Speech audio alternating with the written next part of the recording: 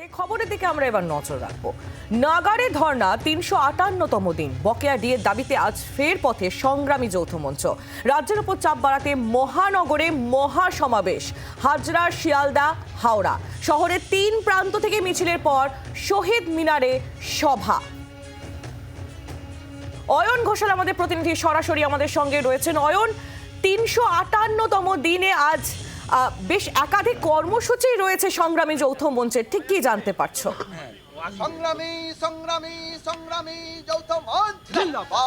একেবারেই এই যে আজকের সমাবেশ, এই সমাবেশকে ঘিরে সকাল থেকে শহীদ মিনারে সংগ্রামী যৌথ মঞ্চের যে ধর্ণা মঞ্চ রয়েছে সেখানে প্রস্তুতি পর্ব তুঙ্গে উঠেছে।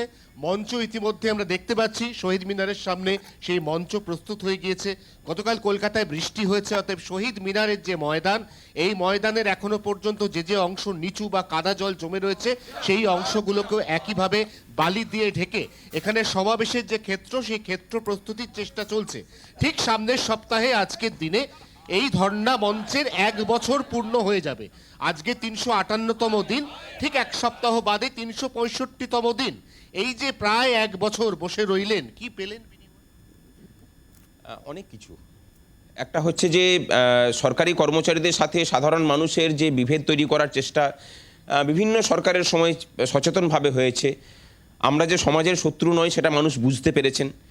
আমরা যে লড়াইটা করছি সেই লড়াইটা যে শুধুমাত্র সরকারি কর্মচারীদের লড়াই নয়, সেই লড়াই যে আপামর সাধারণ মানুষের। কারণ সরকারি দপ্তরগুলোতে শূন্য পদ পড়ে আছে, আমাদের রাজ্যের ছেলেমেয়েরা চাকরি পাচ্ছেন না, অন্য রাজ্যে জোয়ান খাটতে যেতে হচ্ছে।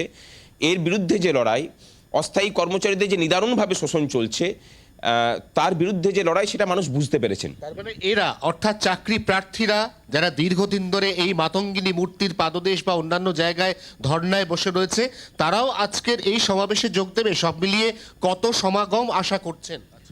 আশা করি মাঠ ভরে যাবে।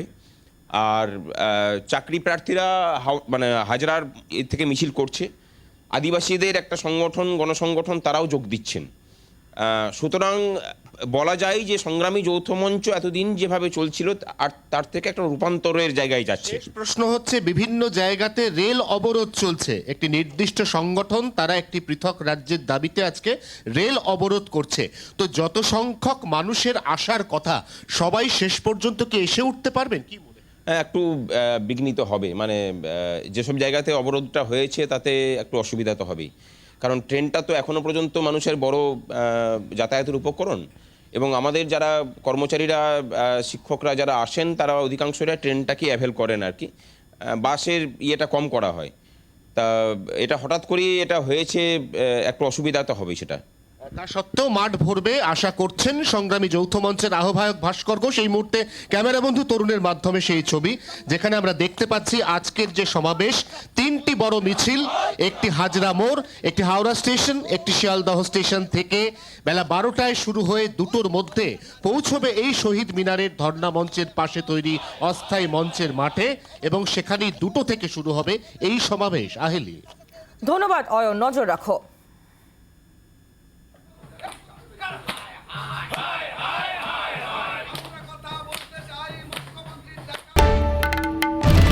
বাংলার আওয়াজ, বাঙালির আবেগ, জি 24 ঘন্টা।